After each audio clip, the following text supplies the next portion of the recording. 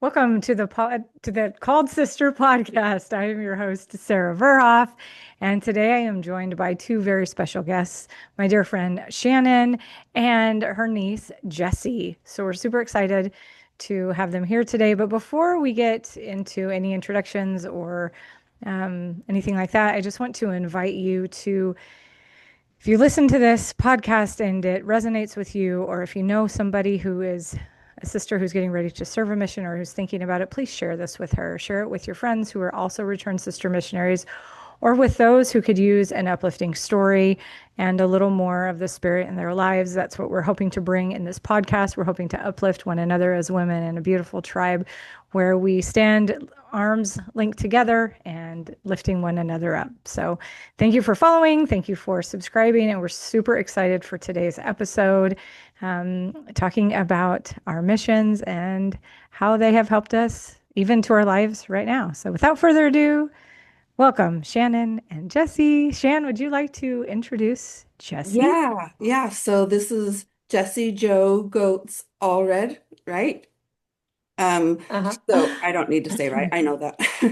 I am lucky enough to be Jesse's aunt through marriage, and she's just from the minute I met her, she's an incredible being, so full of light, super talented musician, just all around amazing, good, beautiful person. And I'm excited because I don't really know, just I know she served a mission, but we haven't really talked much about it. And we Yeah. also don't live in close proximity to each other because her husband's an attorney in the Air Force and they're moving around a lot. But so I'm really excited for this opportunity to talk to Jessee as well. And so we'll have Jessee introduce her. I'll ask you some questions, but I wanted just to start out sharing that I had a really cool experience. I shared earlier in a podcast that I was never expecting to go on a mission. I never really considered it, and if the thought ever came to me, it actually just terrified me because I was a really homesick homebody. And so when I decided to go, I thought I had my life all planned out, and then oh, I need to go on this mission. So I thought, and I knew I needed to go, and I was really excited, but I thought it's just like a detour until I could get back on the path. Because like, okay, God needs to teach me something or needs me to do over here, and then I'll get right back on my path. And my patriarchal blessing talks really a lot about being a mother and motherhood. And so again, I kind of just thought that was my path, and I knew where I was going and who I was going there with. And I'll do this quick detour for 18 months, and then I'll get back. And well, it was while I was in the MTC, and we started learning about helping people to recognize when they're feeling the spirit and starting to learn all kinds of things that I thought, oh my goodness, I really do want to learn how to do that. I really do want to be able to teach people that. Actually, I want to be able to teach my children that. And I remember so specifically, I was going to find it in my journal. Maybe I'll post it online if I find where I wrote down Moses 139. And I was like, oh my gosh. If my work is to bring people, to bring my children, if that's God's work and that's my work, then this isn't a detour. This is my path. So like the path was maybe not what I expected, but and it never got back on that other one. And I'm so grateful because I went in the direction that God needed me to go. But anyway, I was thinking about that and just that my mission really has shaped almost like every aspect of my life and my testimony. And I had wonderful parents growing up. I had a testimony when I left on my mission, but I remember my mission president interviewing me to get my temple recommend at the end of my mission and thinking I just had tears streaming down my face as he asked me the same questions that I said yes to before. Now the yes that I had, and that was 30 years ago. So the yes that I have now, anyway, I said I was going to keep that short, and I am, but I kind of wanted to use that to lead into Jesse. I would love first for you to tell us about, well, we'll start here and then we'll get into how your mission has kind of helped you on your path. So tell us, why did you choose to serve a mission, and where'd you go? So I am the fifth of six kids, and so I have so I have an older sister and three brothers right in a row above me, and My oldest sister and two brothers are all quite older than me, like 13, 11, and 10 years older than me. And then there was a 5 year gap, and then a brother, and then a 5 year gap, and then me. So our family's very spaced out. But um, I had watched these, spiritual giant, big examples in my eyes go on these missions. And it was always in my mind. I hope they call me out of mission singing in primary. That was my call song, And I, unlike you, Shannon, did not have this vision of motherhood really until my mission, probably really, and after. Oh, wow. Isn't that And interesting? patriarchal blessing, I should say. It's in my patriarchal blessing too, but which I got when I was 16. So that was But your kind of, path was like the mission and yes, then like right. maybe Yeah. probably motherhood somewhere later, but this is my. Yes. Mhm. Yeah, it was like patriarchal blessing and then BYU time and then the mission. And then it took me a long time to find James. I asked for an extension of my mission, like just a month or 6 weeks, whatever it was, or one more transfer, which were 9 weeks on our mission. And my mission president said, no, I have the strongest feeling you need to go home and find your husband. And I didn't find James for like 7 more years. So, Oh my gosh, he wouldn't let so you I'm very, extend. Mm. no, I was That very must bitter have about so that for immediately a long time. frustrating. Interesting. Yes. Did you tell us But where you were called? oh no, Sweden, Stockholm is where I served. Yeah. Awesome. When did you serve? January of '08 to July of '09. Okay. Yeah. Yeah, And so then so that's and then awesome. 7 years I love later. asking that. Sarah and I Yeah. have very different stories of why we decided to serve, and everybody does.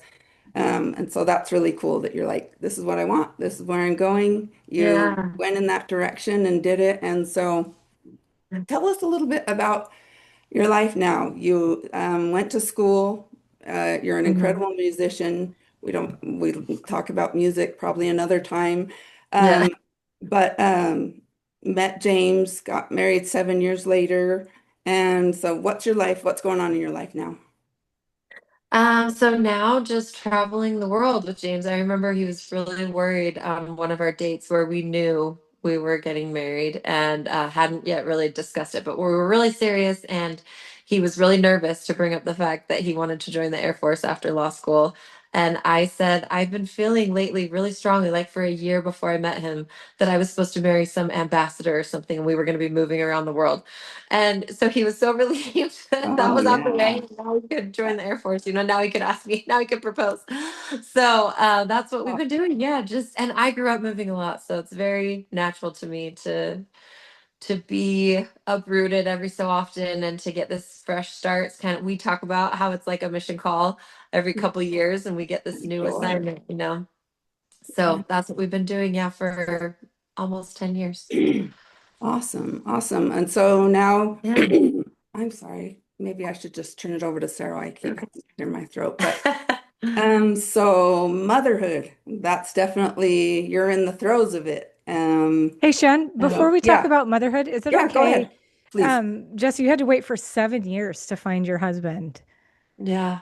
Did the Oh yeah, mission that's and sad what you about learned that. on the mission help with that at all?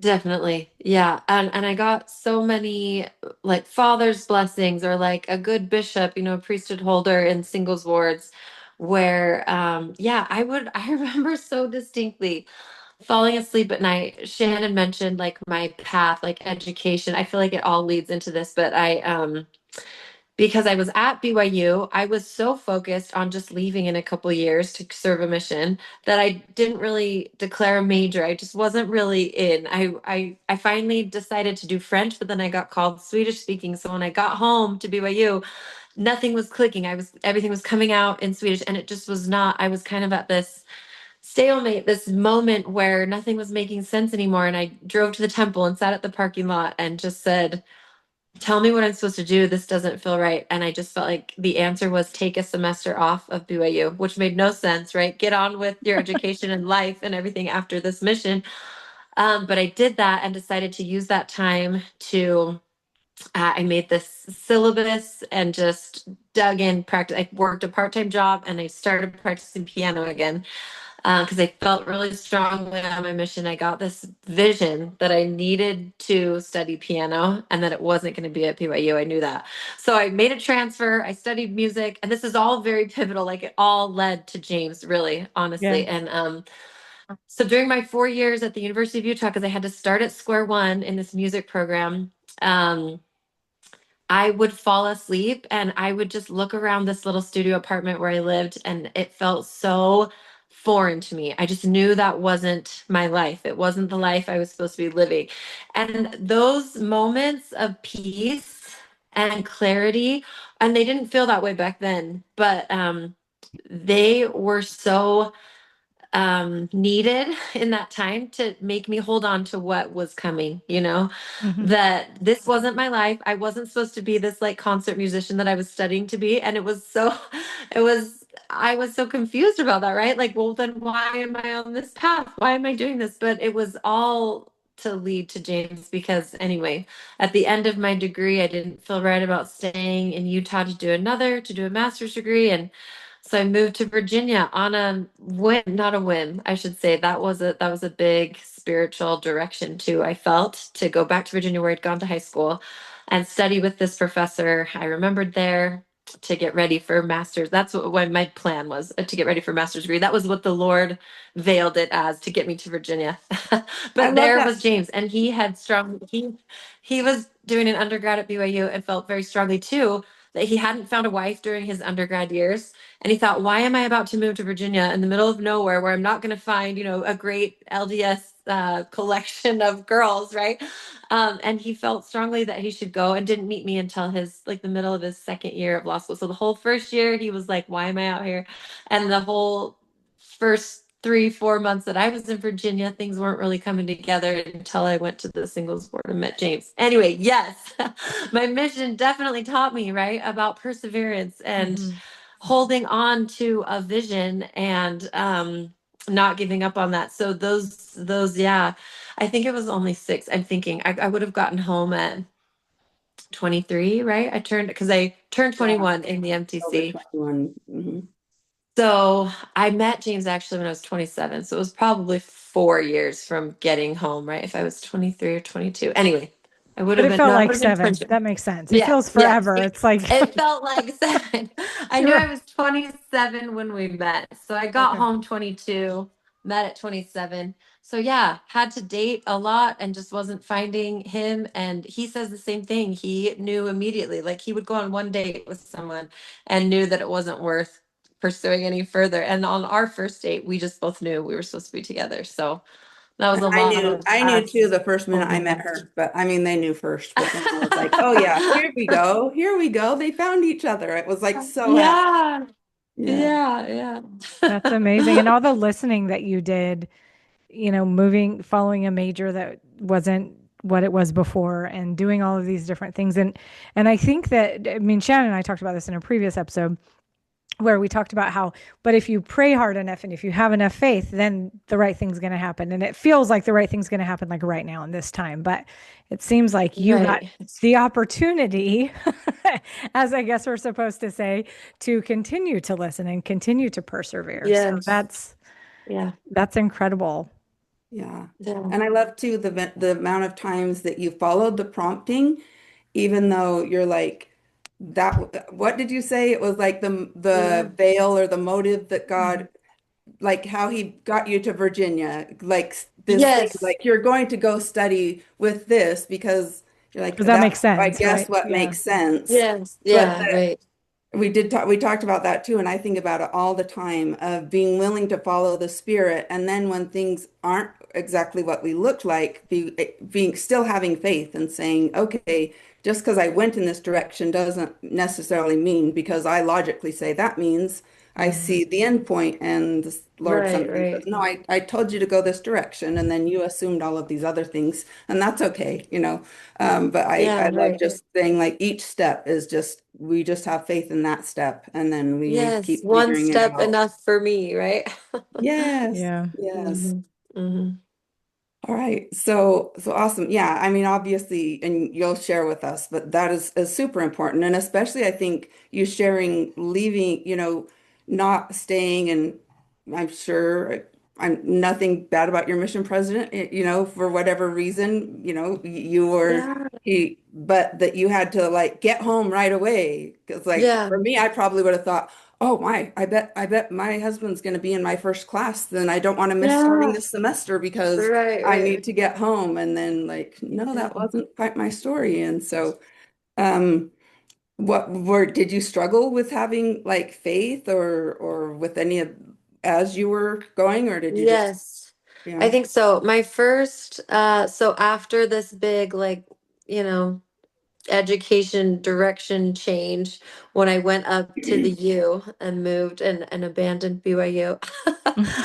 James likes to put it that way because he stayed true to BYU. But yeah, for the first couple years, I do feel like I floundered a little bit. And it was my junior year when I really buckled in to this piano because I was kind of again like, okay, I guess I'll go on this random path that's not leading to a husband and a family. And I had like my close friends were getting married. This was Utah, and my two closest cousins at my age, one graduated the week after graduation, or sorry, married the week after graduation, and one married like 6 months later. So very young, and now they're like done having their kids, and I haven't even met anyone yet, or gotten married. So I do feel like I'm just sort of floundering, but it was at the U and it was diving in to this like music direction that I kind of got lost in that. I got swept up in that, like in a good way, right? And my junior year got really serious about a big recital. Junior, as a music major, you have a big junior recital, a big senior recital, and then you make plans for your masters, which I was serious about doing. I didn't want to stop, and got called in the junior year also as a YSA really society president, and that all of a sudden really helped hone things in, like yes, you're getting swept up and I'm so glad you're burying yourself in this education because that was a big part of my patriarchal blessing too, was following education and taking every bit that I could, um but that wasn't the end goal, right? That I really did get so many beautiful blessings about how there was a righteous young man waiting for me, and there's a whole paragraph in my patriarchal blessing too about like that I will find the right young man at the right time and Hmm. maturity of life. So I kind of knew it Oh, wasn't going to be when I interesting. was right, when I was really young, like my cousins. So that was really reassuring, in all these years. Yeah. And also Am I humbling because it mature was enough like now? I haven't reached the maturity yet, right? Yeah. So yeah, finally, finally, all the elements were just right to meet James eventually. But Awesome. yeah, Yeah, and I want to get Awesome. into motherhood, but yeah. tell us quickly though, like, so was that music thing just a detour, or how is music like a part of your life now? How has doing that, even though that didn't go where you thought, getting your Yeah. master's, and how does that play into your life now? So I kept thinking that, and I'm sorry this is like all music and not motherhood yet, No, but what's that? I kept thinking that because I auditioned for BYU's music program and the U's my senior year of high school, and BYU rejected me. The U gave me like full scholarship, but I wanted BYU so bad because we were in Virginia. I wanted to go be around members of the church, and I wanted BYU. And I had a best friend who was going, and we wanted to be roommates. So I did BYU, and I thought, okay, music was a detour, right? That was wrong. And so I went and I tried all these different majors and went on the mission and used my music so much, like constantly, right? My whole mission, Yeah, and had this big vision. Honestly, I tell people I've had two visions in my life, and one was to get back into music, that I needed to transfer to the U and study music. That came to me clearly on my mission. And then the other was when I was done, I had this clear vision that I needed to get back to Virginia after the music degree, and that's where I found James. Like I had two big directions. So no, I don't think the music was a detour. It definitely led me to James, and I've been able to teach piano this whole as we've moved around the world, and have yeah, been used in so many church callings, and used, let's use that word, yes, used. yeah. And yeah, I And feel like it abused a was bit. all a part of the plan. Music and James, like those two went hand in hand. And how cool. it wasn't the way I thought, you know, I was headed on a concert performance kind of route, but I also thought, um, being single, I need to keep in mind these promises I've been told, right, about finding a spouse and having children. And so I kind of was leaning towards more of like a teaching, a pedagogy direction with music. Anyway.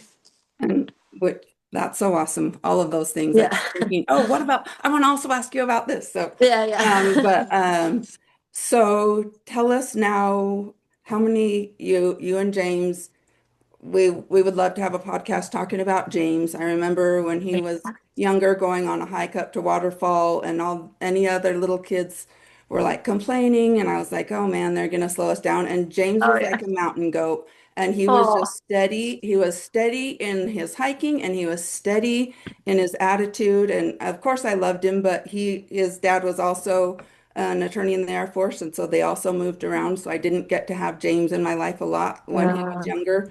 But I just thought, oh man, I just love this nephew of mine and I just love his steadiness.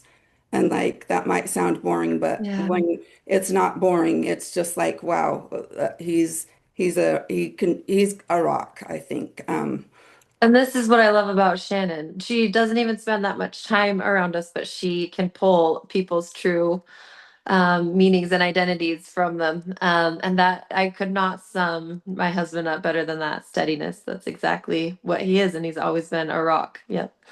Awesome. Awesome. So now you and James are together and you both feel like you're going to be traveling the world and music Yeah. isn't exactly what you thought, but you're blessing people's lives by teaching and in all of your church callings and in other things.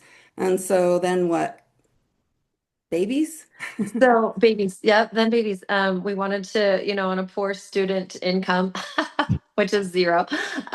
We waited until, yeah, he had joined the Air Force to start having. So it was just a couple of years from when we got married. So being later, you know, now I'm 30 years old having my first baby, but yeah, we had three girls. And we knew we wanted a big family because James and I are both from six kids. And so we kind of had this plan of if we just have them every 2 years, we can have five, maybe six if we try before I turn 40, you know, before the risks start getting too great. So that was the plan, and we stuck with it. We had Annie when I was 30, Ruby when I was 32, Maggie when I was 34, and Teddy at 36. And then we kind of were, so we finally got baby boy. And we were kind of wondering, is there to be a fifth or not? And had some health scares with Teddy at the Do you want to tell 20-week us a little anatomy bit about scan. that at all? Do you want to tell Yeah. us a little bit about that At pregnancy that, with Teddy or sure, yeah. the At health the stuff after? Yeah. mhm. At the 20-week scan, they just said a thickening in his heart. And I could tell she was spending a lot of time looking at his heart. So I was getting nervous and I was there alone because this is my fourth baby and I'm totally used to this, right? Like, but then went out in the car and cried and called James and said, I'm never coming alone again. I bet. But yeah, a lot of unknowns as so that was 20 weeks. So I had 20 weeks to go, right? Where I would go in every so often and have more fetal echoes and look more closely at his heart. And we still didn't know exactly what to expect. We knew it was a stenosis of his pulmonary valve. So there was like it was just smaller. The valve was smaller than it needed to be to let the blood flow through. So they had told us there would probably be a procedure needed when he was born and some NICU time, and which I'd never had. I had had really healthy, uncomplicated deliveries. So this was a lot. Finally getting our baby boy and then having all of these worries through the second half of the pregnancy. And we just poured our hearts out in prayer, right? And the ward fasted and prayed for us. We were in California at the time, um and we felt really strong. We felt so much peace, James and I. And especially so when he was born, they let him stay on me for like, I don't know, 10 minutes and then took him straight to the NICU. And I was up on the maternal ward, right, hearing all these babies and not having my baby with me. It was so hard. And it felt like much worse than it really was. He was just in the NICU, a floor below me, you know, but it felt so horrible to have him separated from me. And then to have to leave this this NICU wasn't equipped to let me stay overnight or anything. So to have to drive away from the hospital every night, and then I would go and pump milk all night long, and then wake up first thing in the morning and pack food for myself and go spend the whole day with him. And he was only there a week, but it felt so much longer, and at 2 days old, they did do that procedure, took a balloon catheter through a catheter right through the groin, and opened up the valve. And now the hope is just that we'll keep an eye on that the rest of his life. And the hope is that that valve will continue to open as he continues to grow. So he's 2.5 now, almost 3. And just like any other crazy little toddler, 3-year-old, he's Adorable. and we just got a clean bill of health at his last appointment. So we go in a year, so it's that kind of thing. We did That's get, amazing. everything that we Congratulations. prayed for. Yeah. Thank Yeah, you. you Yeah. got that During thing that we that, prayed and fasted for. Yeah, that's such a blessing. yes, right. Because during that procedure, the anesthesiologist told me to hold him before we left. And she said, we treat this like any adult cardiac event. So if anything were to happen, I want you to hold him right now. And so James and I just broke down holding our newborn son. And we walked outside the hospital, and James gave the most beautiful prayer. And we just felt peace raining down on us, that, and then just angels wrapping their arms around us. We felt so full and full of light, and knew that it was going to be okay, whatever happened. We weren't sure, how he would do, because if he didn't do well with this procedure, it would have been open heart surgery, and would have been who knows what, right? So we were just so blessed, and have had very little to worry about really with him, because everything's looked really good since he was born. Awesome. And now, And Shannon, sure, we're now, gonna get into this. Now I'm baby pregnant number with 5. You weren't sure if you were number 5. gonna. We weren't sure. We went back and forth on it for so long, and I just knew there was this family that when James and I were young and dating, right? That we babysat for, and they had 4 kids, and I just always felt like one was missing. Not for them, they didn't feel that, right? But I just felt like one was missing, and I grew up in this big family. I just felt like it was supposed to be 5. And then we just spent all of last year in Alabama, and we decided it was just this quick 10-month assignment that we wouldn't try for the baby there, because it was so fast. We didn't want to establish right medical care and everything and then move. And so I had this year that I've not had since starting this journey of motherhood, where I was working, kids were all in school or preschool, and I was teaching a lot. I had 3 big full teaching days of the week, and kind of I was running again. I felt like old me, and so it was like this big roll the dice. Do I give that all up to start all over again with a baby? Or is this the new phase? And I just kept feeling this phase, it will be there for you, right? Go ahead and have this baby while you still can, and then you'll get to this phase again in a number of years. And the more I gave into that, because James was the same. I don't know, shouldn't we? The more we felt right about having this last baby, that there was one more to be in our family, and that we could and then we found the joy in that. Like, we get one more baby, right? We get a few more baby years, and to bless our kids with one more sibling. So You but felt it a has not. spiritual confirmation that, like, Yeah. once you decided, like the Spirit saying, yes, we're excited, this is going to be a blessing. We're Yes, and we kind of felt like the Lord's answer to us was whatever you want, but I kept feeling there's one more that's supposed to be with us. And I would keep looking around, right, with the kids, like counting them up before we left the house or someone else's I house, think right? Sarah And and I have both said that. someone's Didn't you have missing. that too, of like Yeah. getting all the kids in the car and being like, wait, is everybody here? And Yeah. yeah. So I knew that everyone wasn't here. So it's been a rough road, because this Yeah. baby So tell has, us, you are yeah. pregnant now, and how many Yep. weeks are you? Very pregnant, 35 weeks now. Wow. And baby has a life-limiting diagnosis, so she won't live very long. They don't even know if she'll survive delivery. And it was very clear to me in the weeks leading up to, we did the genetic testing, and just to find the gender. That was all we wanted. We are But always eager to when find a was gender. We've that? never been able. Walk me through a little bit. When was Yeah. that you first found out that things were maybe not looking healthy on an ultrasound or Yeah. I'll never forget because it was September 11th where we went and had the ultrasound. So it was like a day or two before that where we got the news. And I just opened the email. I wasn't at the doctor's office or anything, just opened the email to see the gender. I just wanted to see and share it with James. And on there was also that I had tested 91% positive for a match for trisomy 18 is what this diagnosis is called. So one of the trisomies, right? And honestly, I remember feeling I wish it was 21 because then we could have our baby with us and raise our baby, right? And Down syndrome would have been more preferable than losing our baby because they call this one trisomy 18 incompatible with life.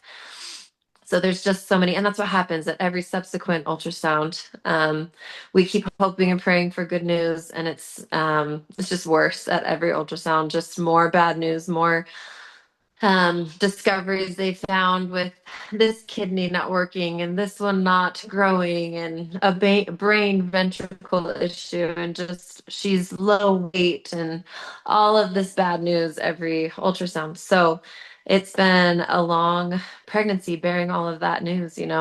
so I know this is obviously a leading question and I will, but so have you guys like been less faithful and like less prayerful and your family hasn't been like fasting or praying for you this time around or what? Exactly. Exactly. Well, and we do hear, right, that trials we go through are either because of a choice we've made, right, or because of a lesson we're supposed to learn, right? I feel like I'm always told that. And so there was a time early on where I did tell James, I think the Lord is humbling me. And he said, there's no way the Lord is humbling you with this diagnosis, like the Lord, I just heard something where just because he doesn't cause it doesn't mean he doesn't prevent it from happening, right? So that we can go through the growth and chastening, I should say, too, that we need, right? um so no, absolutely not. We've had family prayers and fasts, and we have had so much faith. And right before I opened that email, I felt so strongly that it was a girl and that there were going to be complications. I knew. So I did feel Spirit prepared you a peaceful when little I bit. yeah, when I opened that email, but I thought, I was hopeful that it was Down syndrome. I was because I didn't know of anything like this that could just take the baby's life, right as soon as they're here. So um, but yeah, I do remember feeling peaceful opening it and just confused reading it and then coming to my room and praying and then starting to feel all the emotions. But we have felt endlessly through this pregnancy, peace and the ability to continue, because how else would we walk a road of, 5 months? Um, of knowing this bad news, right? Like, and it was so, I think, crucial that we studied early doctrine of the church, early history of the church last year, Oh, because I needed those saints, the camp of Israel. Why did that have to happen? Liberty Jail was right when I needed it. All of that study of what Joseph went through and how that was a prison temple for him. And I would call this pregnancy this prison temple that I've been mhm. able to go through. Yeah, and I asked you, and you immediately said yes, but I thought, all right, well, I'll wait for the podcast then for you to explain because well, I'm loving hearing your story, and I want to just keep asking all these questions. Yeah, thank you But for being so vulnerable. This yeah, is, we really appreciate it. Uh, as far as like serving your mission, and do you feel like that prepared you in any way for this, or how has having served a full-time mission helped you through what you're going through right Yeah. now? Yeah, you asked me this a couple days ago, and the answers came immediately. They just came flooding to my mind. I think I was only I was in the MTC for 9 weeks to learn Swedish. I know it's so much quicker now, and I feel so bad for those missionaries that don't get 9 weeks at the MTC because it was my favorite place to be in the world, honestly, before like my home, right? But for the first 3 weeks, I wanted to run away. I wanted to leave. It was honestly 3 weeks of just so hard. My parents lived just behind the mountain that I could see behind Provo Temple, and I just wanted to go home. And it was so hard. And yeah, I was 21. Now these girls are going to be 18, and they're so much stronger than I was because I just wanted to run away.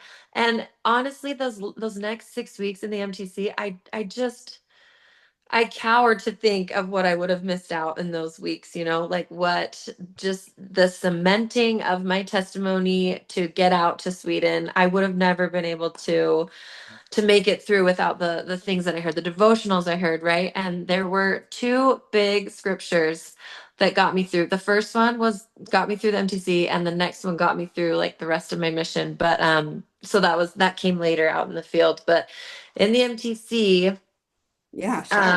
yeah, I had heard someone Yeah. share in Luke, and I'm sorry I didn't look up exactly where it is, but Oh, in that's Luke, right? No man having put his hand to the plow and looking back is fit for the kingdom oh, of God. so good. Yeah. That was huge. That was you are here, you've committed.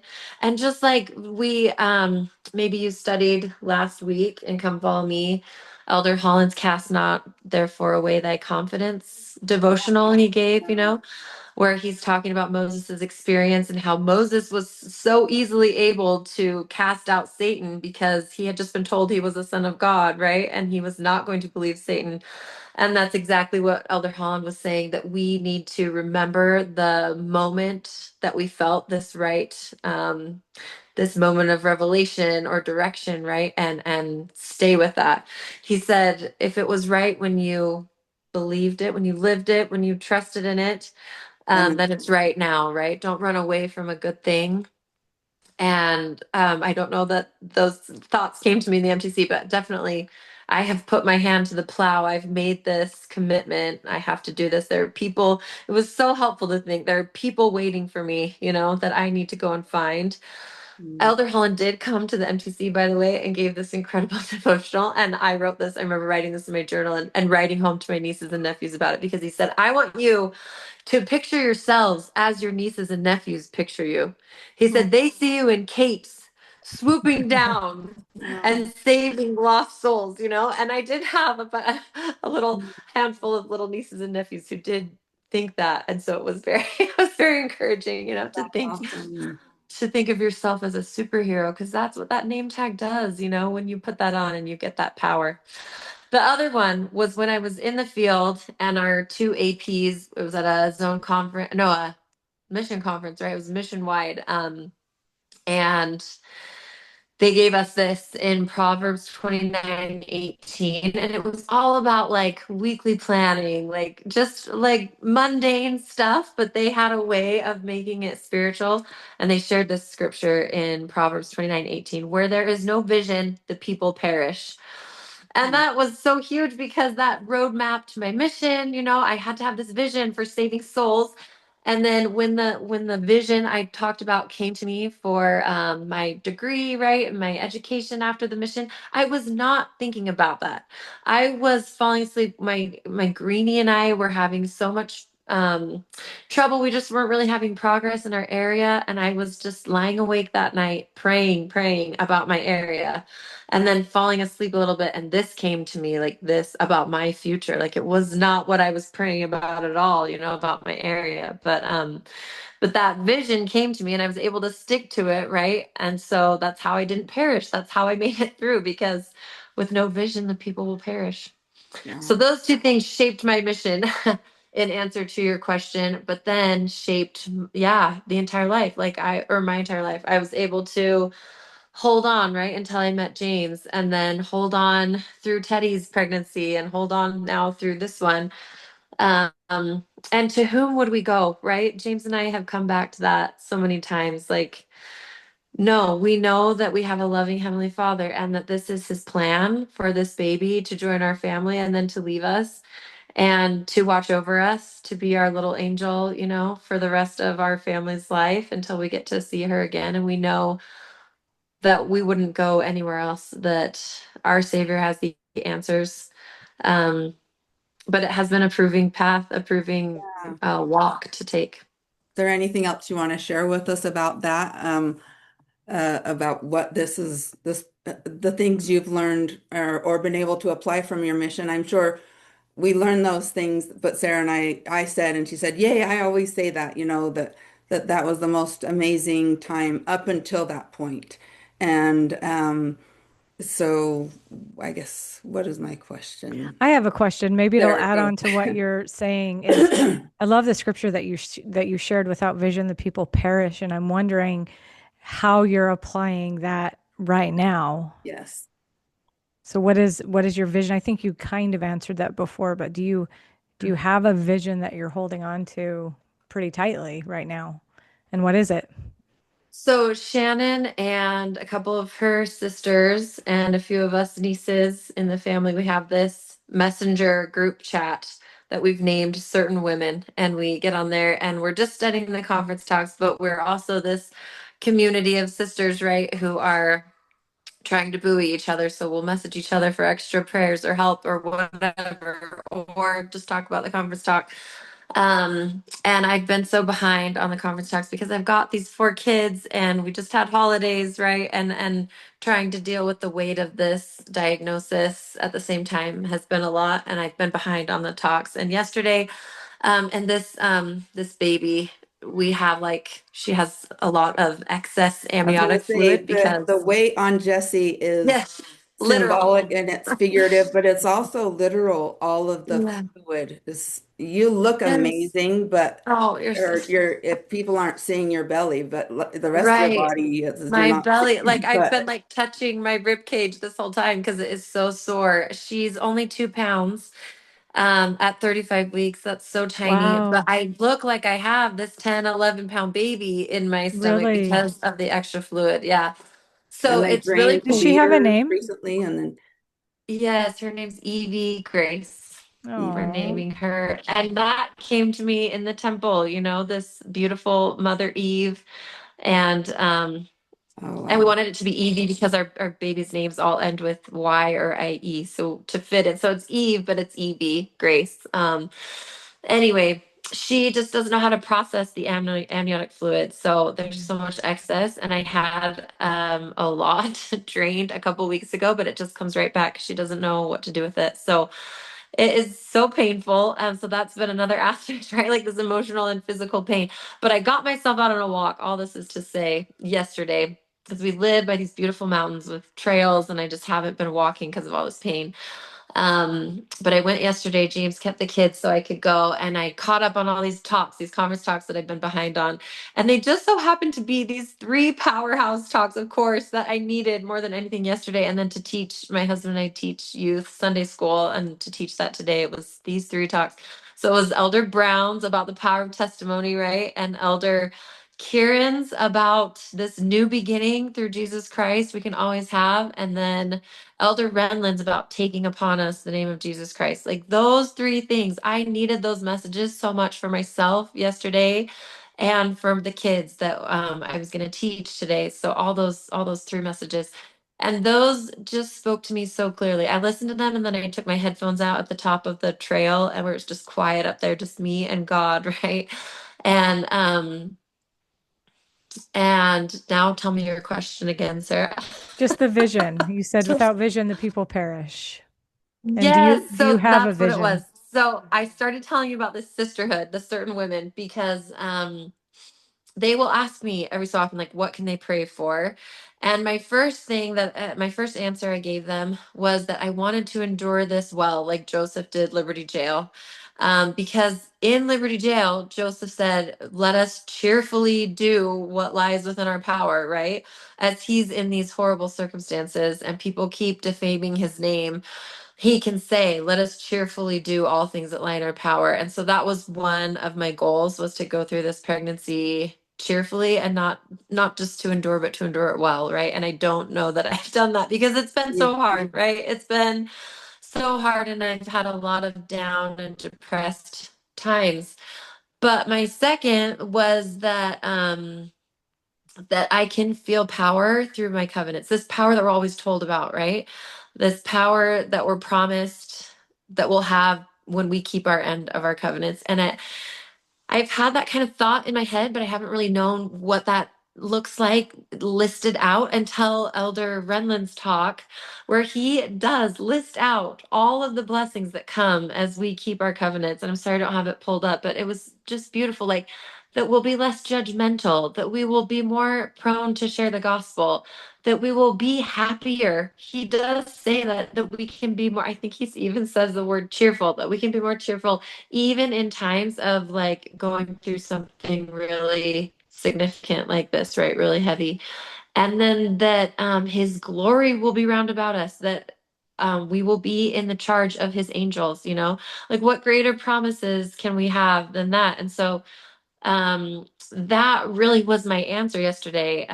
Those are the promises when I'm trying to keep. And I think what, at least for me, my end of the bargain is that I remember whose name I'm promising to take on me each Sunday, right? That I don't get to midweek and I'm wailing in despair because of this tragedy that's going on right now.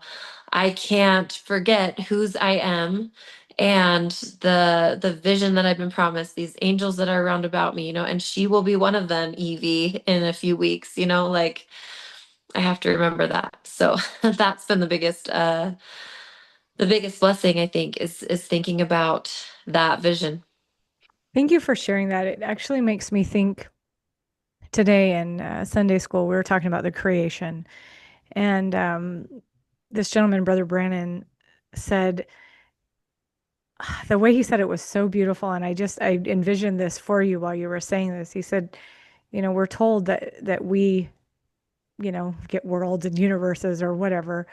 And God teaches us how he created his. He said, I said this and it was done. I said this and it was done. And what a beautiful pattern. He said, and each one of us are responsible. We have a universe within our own family, within our own sphere. And as you were saying that, and the ways that you're choosing to look at things and the way you're choosing to handle things, you're seeing the angels in your universe and you're seeing the beautiful blessings in your universe. And I never seen it that way. I always kind of figured on the other side, when Yeah. that's when we'll do this work. But didn't Heavenly Father teach us right now how he created his universe? And so if he has that power and we can be like him, we too can create that universe right now in our home. And I see Mhm. that in you and what you're sharing, because you could be bitter, you could be angry, but you're seeing beautiful things and talking about your sweet angel baby and seeing the good that she can do. What a beautiful gift that you're giving her and to your children and to every single one of our podcast listeners, to your family, that strength that you have. And I appreciate that you've also said that you broke down and cried, because I think we have this false sense, Shannon and I have talked about this a lot, that you're either weak or strong. You're either faithful or not faithful. And I just don't believe that. I believe that we're Yeah. all of them at the same time. You're mourning and I'm sure Mhm. you're heartbroken. I mean, Mhm. we all have lots of babies and we know how it is as soon as that pregnancy test is positive, like that's your baby. That's Yeah. it. Like Yeah. period. And so to know what you know and to continue to live the way that you do is just, it's so inspiring and so beautiful. And I'm sad for you that you have to go through that. And I'm grateful to you for your example and what you're sharing. Well, thank you so much. And thanks for saying all that, Sarah, because I don't really feel like I can talk. I'm just so proud of you, but also don't feel ever like if tomorrow's really heavy that you're a fraud. Yeah. You're not. You're amazing and you're feeling, I'm feeling the spirit so much right now and I know and when we can look at it clearly, I love that point, Sarah, that you brought up of like you said it and you said like this is what I see and I want to endure this cheerfully. And then you've gone Mhm. forward creating that.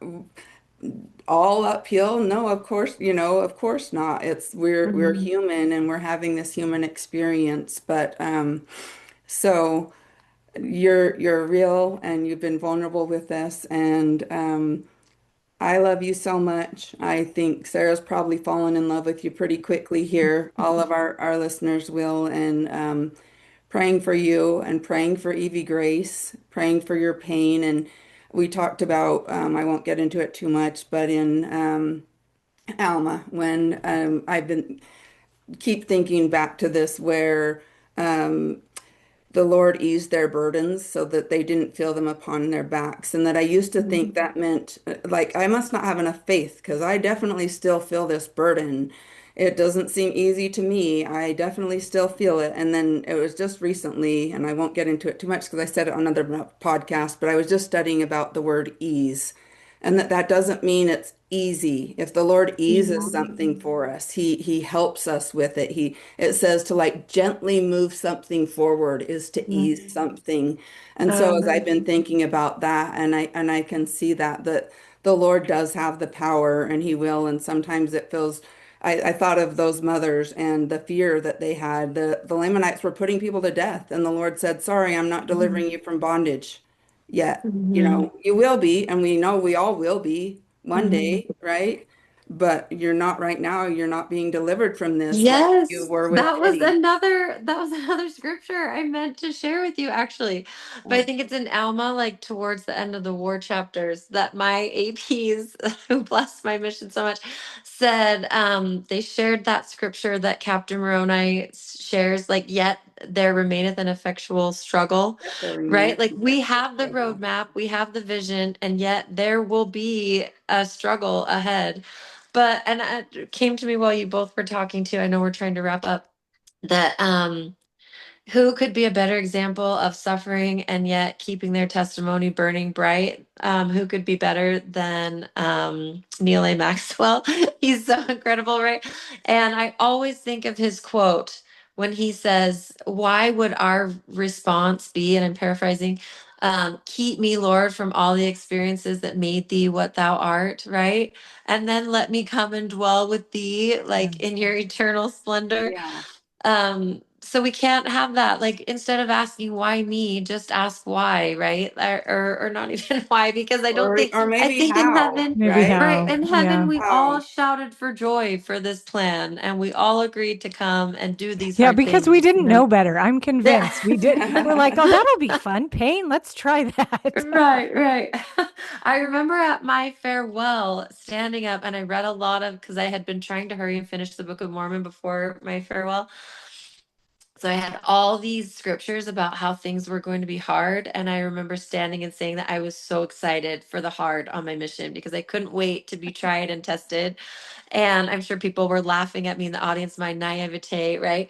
But my mission was hard. It was Sweden, people did not want to talk to us. And um, but then, yeah, I had to recall that moment at the pulpit saying that just a few weeks ago. I Oh, had that is that so thought. I cool. have to be that sister goats again who was so excited for the hard, even now where things are like actually very hard, right? I love that so much. It reminds me what Amensi said on the podcast about how our mission is like a mini version of our whole life, Mhm. like of Yeah, leaving home, of leaving everything familiar that we knew, because we know, okay, we're told and we can, but we were so happy. We really didn't know what it was going to feel like, just like you didn't really know what your mission was going to feel like, but we could. I try to think, even though I can't consciously remember, I think we all do try to remember all the time. I chose to come here. I wanted this. yeah, I knew that yeah, this was going to get me. It was the only way to get to where I want to get. And yeah. so, thanks for tying it back into the mission. And is there anything else about your experience or So your testimony? Oh, I do no, have a sorry, final sorry. question, Oh, Shannon, yeah, yeah, go if ahead. that's okay. Please do. Yeah. It's a question that I've asked at every Oh, yeah. podcast, and the question might be just a little different, but I'll ask it how I always do, and then feel free to answer it however you would like. But my question is, what advice would you give to to a young girl who's thinking about serving a mission? What would you want to tell her? Well, first of all, do it. Don't let anything stop you from doing it. And then, yeah, know that it will be hard. I don't know, because this is hard to talk about because my husband talks about um he doesn't ever talk about how hard his mission was. And he was in Japan, where it was obviously very difficult But I too, already right? Trying told you to about come. how he climbs mountains. So we'll just know that's James. And Yes, exactly. Right. the rest of us breathe really, really hard Right. climbing Like up if mountains. we've taught you Sunday school, he and I, this is our, so we taught for 3 years in California, and then we got the calling again here. So, and I have talked about my mission all these years, right? And I will always be honest with them and say it will be hard. And then he'll get up and say, it wasn't hard. Like it was the best 2 years. And I'm like, we need to tell them that there could be Yeah, hard and times, say like you might be and like to hold James, but on.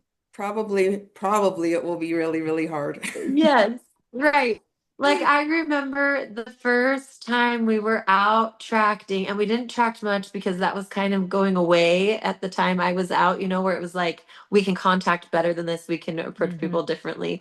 But we were out and it started pouring rain and we were sopping wet, and I was so upset. I was like, what have I done? And now I'm gonna do this for 2.5 years, or sorry, not 2.5 years, for a year and a half, Felt 18 like months. it.